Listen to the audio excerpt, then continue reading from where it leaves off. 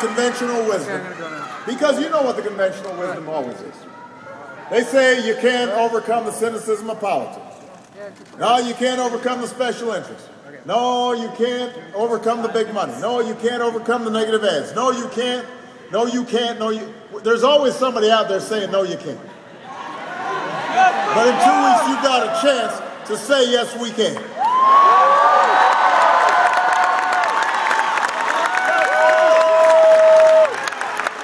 There is, look, now I want to be clear, though. There's no doubt this is a difficult election.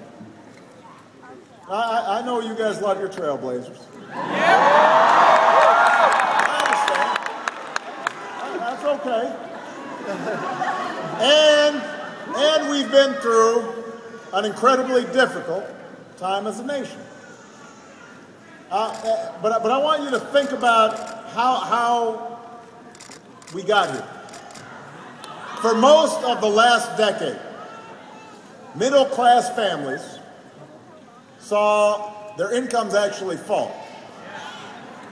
Between 2001 and 2009, the average middle-class family saw their income fall 5% when the other party was in charge.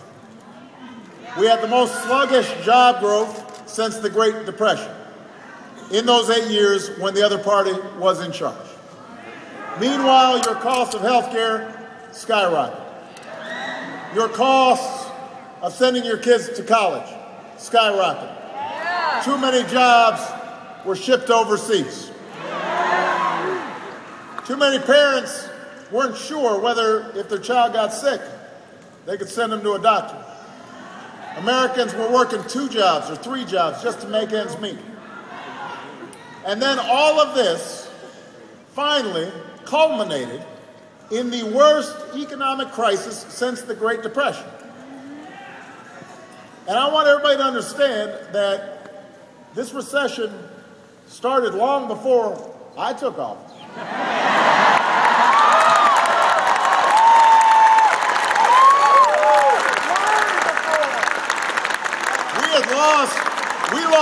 We lost 4 million jobs. We lost 4 million jobs in the 6 months before I was sworn in. 750,000 the month I was sworn in. 600,000 the month after that. 600,000 the month after that. We lost almost 8 million jobs. Most of them lost before any of our economic policies were put into place. Thank you, Bush. Now, you would have thought that given the crisis, when we got to Washington, Democrats and Republicans would come together. We'd put politics aside and deal with this once-in-a-generation challenge. I expected that we could move beyond the game playing and the partisanship and the bickering that had dominated for Washington so long, roll up our sleeves and get to work. Because although we are proud to be Democrats, we are prouder to be Americans.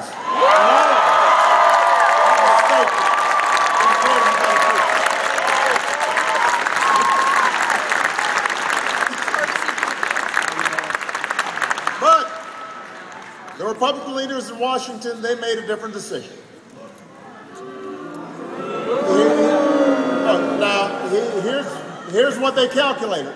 And I understand it was a clever political calculation. They said to themselves, boy, we made such a big mess.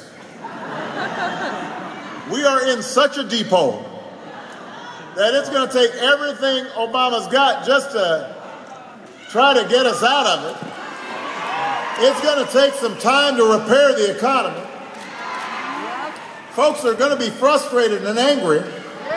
And if we just sit on the sidelines and oppose Obama and Democrats every step of the way, if we say no even to the policies that traditionally we've supported to help small businesses or to cut taxes, then maybe we can ride people's anger and frustration. They'll forget that we were the ones who caused this thing in the first place.